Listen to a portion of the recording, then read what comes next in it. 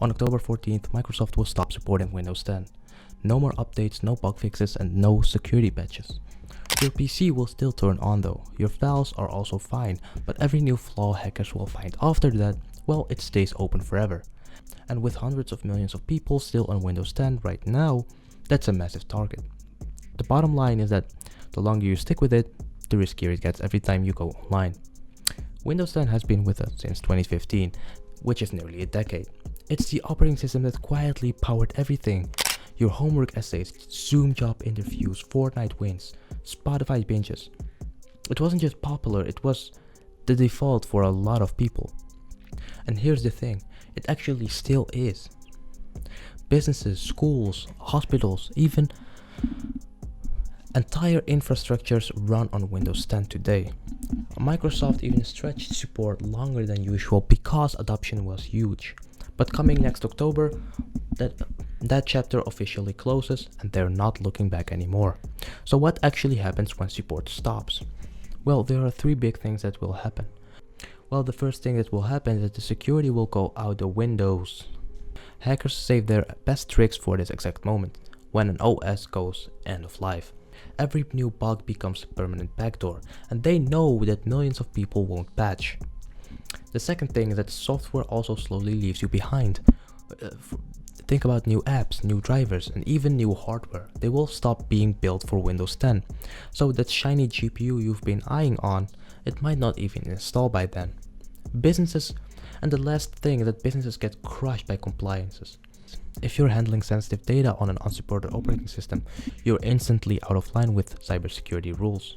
And for industries like healthcare, finance, and the government, there's gonna be a lot of fines, audits, and lost clients waiting to happen, which is very scary for them. And that's why this matters. It's bigger than just Microsoft pulling the plug. It's the entire tech ecosystem moving on without you. And in this video, I'm gonna break down what this change really means for everyday users, why ignoring it isn't an option, and most importantly, the smart moves you can make right now so you don't get left behind. So what does end of support actually mean? Well, your PC is not going to self-destruct at midnight in Cinderella style. On October 15th, your Windows 10 machine still boots up, you can log in and your files are still there, which is very good, right? But here's the catch. Microsoft stops shipping the three things that actually keep it alive. And the things that keep a operating system alive and future-proof are first security updates, the patches that slam the door shut before hackers can sneak in, and without them every new hole stays open forever.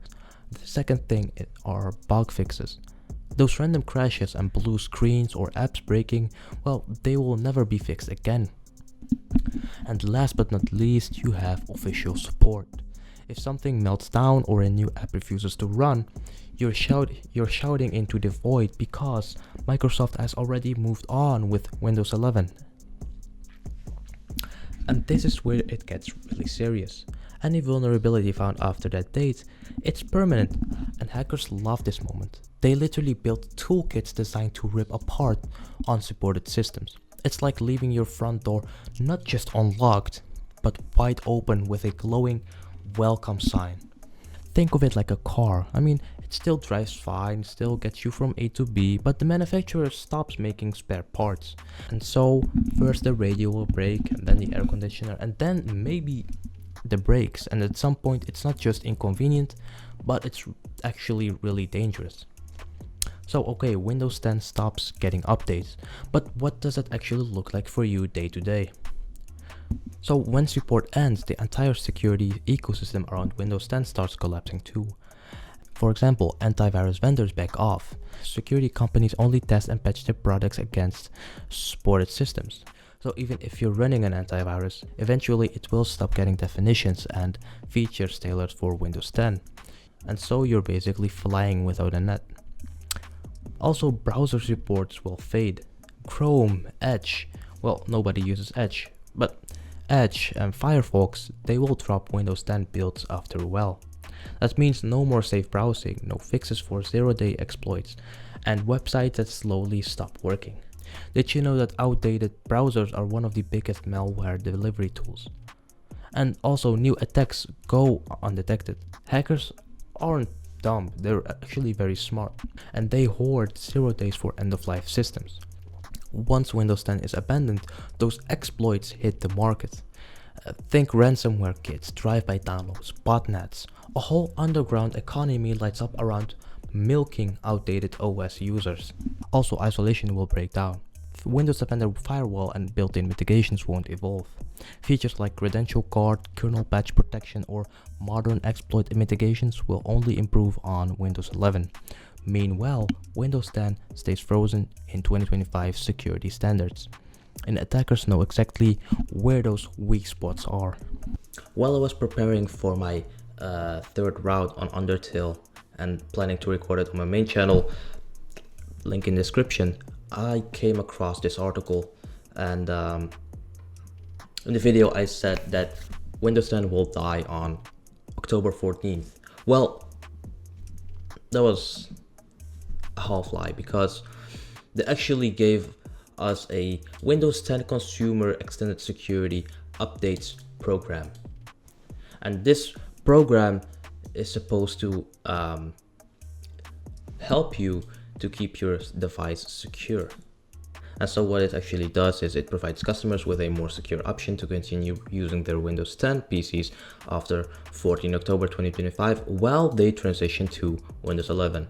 The ECU program helps reduce the risk of malware and cybersecurity attacks by providing access to critical and important security updates as defined by the Microsoft Security Response Center for devices running on Windows 10 version 22H2.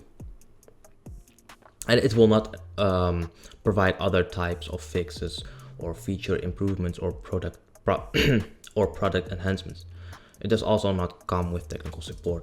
So basically what it does, it gives you only the security updates to prevent you from stressing all out and almost getting your life ruined by some hackers or scammers. This program will cost around $30, or you need to redeem 1,000 Microsoft rewards points. And so if you maybe want another additional year to upgrade to Windows 11 or to go to Linux, I mean, here it is. I would not do it. I'm not gonna do it. I'm just gonna like take the risk for like a week and have a dual boot with Linux and Windows 11, so I can like switch on both. But yeah, that's basically it. Let's continue with the video.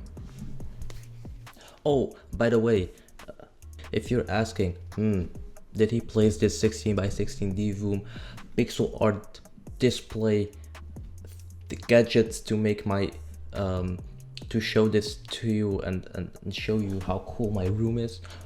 Well, I kinda did. It's really cool. I want to show you this. This is not sponsored, by the way. This is really cool. I would recommend it if you like the aesthetics, and maybe if you wanna look. House moving castle. Bam! Pokemon Soul Silver. It's cool, isn't it? Let's continue with the video. And security is just the first domino. Even if you somehow touch the malware, the next problem sneaks up in a way you will definitely notice. Your apps and hardware slowly stops playing along. And the second point of this is compatibility. This one's not dramatic at first, it just feels annoying. Steam, for example, Steam pushes out an update and suddenly it says Windows 11 required. Adobe Creative Suite decides to drop you, and that shiny new graphics card, well, the installer just shrugs and says, not for you. So basically your PC gets frozen in time. I mean, it still runs, sure, but every month it feels more like a time capsule from 2025. And then, of course, there are the businesses. Here the stakes aren't just inconvenience, they're legal. Compliance rules in healthcare, finance, government, you name it, they demand supported patched systems. Stay on Windows 10 and you're instantly non-compliant. That means audits, fines, or losing clients overnight. And no regulator cares if your excuse is that you like the start menu. So if you are putting all of this together and are still running Windows 10 after support ends, It's like driving a car with no seatbelt and no mechanic is willing to touch it. Sure, it still moves, but would you really take that thing onto the highway? That's the gamble you're making if you stick around after October 2025. Alright, enough of the doom and gloom of fines and exploits and audits. The end of Windows 10 isn't some zombie apocalypse. You've got options, and really great ones. And depending on your hardware, your budget, and how much you change, some paths are a lot easier than others. And so the first option is very simple: to upgrade to Windows 11. It's the easiest move. You will stay in Microsoft's world, you keep getting security patches, and it honestly feels pretty familiar. The start menu is still there, your apps will still run, and you don't have to relearn where the Wi-Fi button is. But there is of course a catch. Windows 11 is very picky. It wants TPM 2.0, a secure boot, and a fairly new recent CPU. If your hardware is too old, the upgrade screen might just shrug and say nope. And sure, there are registry hacks to bypass the checks, but do you really want to start your so-called secure future by breaking Microsoft's own rules? And speaking of old hardware, the second option, which I really like a lot, is switching to Linux. And now, before you roll your eyes, please just hear me out. First of all, it's free, it's also secure, and it gets constant updates without all the Microsoft bloat. If you got an older PC, Linux can actually revive it. Machines that crawl on Windows suddenly feel fast again. But of course, there are also challenges in this option. Your Windows apps don't just teleport over. You will need alternatives, or you will be running them through compatibility layers like Wine or Proton. Gaming has made huge progress thanks to Proton, by the way. Steam titles run shockingly well, but it's not perfect. And yes, certain niche apps like Adobe tools still don't work natively. I mean, I have a migration list. The first thing is that you need to back up everything first. Your documents, photos, projects, just put them in a cloud or an external drive. The second thing is you need to pick your distro. You have Ubuntu, Fedora, Mint. All of them are beginner friendly and really solid. The third thing is replace your daily drivers. For example, LibreOffice for Word and Excel, GIMP, GI, MP for Photoshop, and DaVinci Resolve for video editing. And the fourth thing, if you need to run Windows apps, you can use Wine or Proton. And last but not least, the last resort, if one program refuses to budge, run it in a virtual machine. And if you really like taking risks and you're a really big risk taker, you can just stay on Windows 10. If that PC never ever touches the internet. Like literally never ever again. Otherwise, you're basically walking around with a neon sign on your back that asks to hack you. Otherwise, you're basically asking to being hacked. And trust me, attackers will RSVP. If your machine stays online after support ends, every new exploit becomes a permanent invitation for malware, ransomware, and all the nasties. It won't exploit instantly, but it's rather a long, slow, and agonizing bleed. And over time, you're just increasing the odds that someone breaks in and ruins your day. And maybe even ruin your life. I think about stolen banking info, encrypted files, or identity theft. If you must stay on Windows, I would suggest you to cut the internet access wherever possible, so you keep it offline or behind a strict network with no outbound access. You can isolate the machine on its own VLAN or guest network, so you don't mix it with your personal and financial devices. You can use layered defenses like strong firewall rules as isolation, a reputable EDR, and browser hardening. And you also need to back up. Obsessively. In case ransomware hits, backups are the only escape hatch. Limit your accounts, use a non-admin daily account, and remove unnecessary services. And most importantly, plan an exit. Set a hard deadline to migrate or replace. Okay, so let's say you're ready to jump ship. You're finally ready to enter the Linux realm. Well, the first thing to know is you can't just drag and drop your installed programs over to Linux. That's not how it works. Programs are tied to the operating system. Windows apps need Windows installers, and Linux apps need Linux installers. That's correct. So my apologies, your copy of Office or Photoshop won't teleport with you. But I have some good news. Your files do move over just fine. So your documents, photos, music, projects, those aren't locked down to your operating system. You can grab an external hard drive, a USB stick, or just push them into the cloud with Google Drive, OneDrive, or Dropbox. And if you're nervous about burning the Windows bridge completely, here's a pro tip. Set a dual boot system. That means when you turn on your PC, you can pick between Windows 10 and Linux. And you can keep Windows around for those old programs you maybe still need once in a while. But you use Linux as your daily driver, which is patched, secure, and future-proof. It's basically training wheels for your OS switch. And one more thing, before you move anything, do a proper backup, please. Full system image if you can. That way, if something goes sideways, and trust me, first migrations can get really messy, you can roll back without losing years of photos or half-finished projects. You may be asking, what if your PC is too old for Windows 11? Relax, it's not e-waste yet. Grab a lightweight Linux distro like Linux Lite, Zorin OS Lite, or Ubuntu, and suddenly the dusty laptop's usable again. It's perfect for homework, browsing, or even a dedicated Netflix machine in the corner.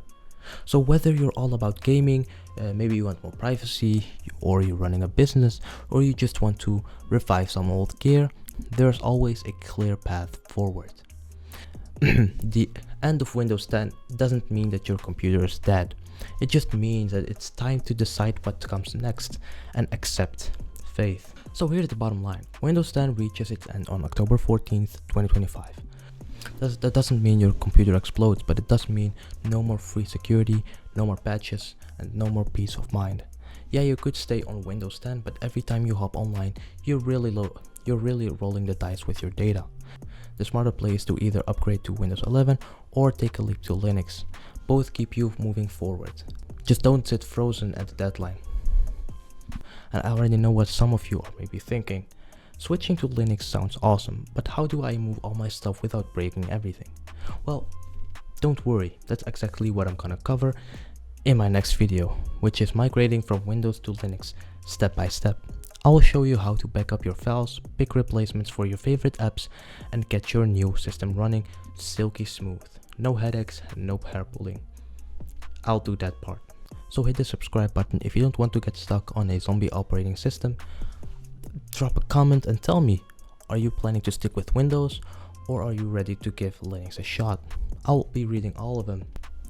Thank you very much, and thanks for watching, and I will see you in the next one. Bye bye.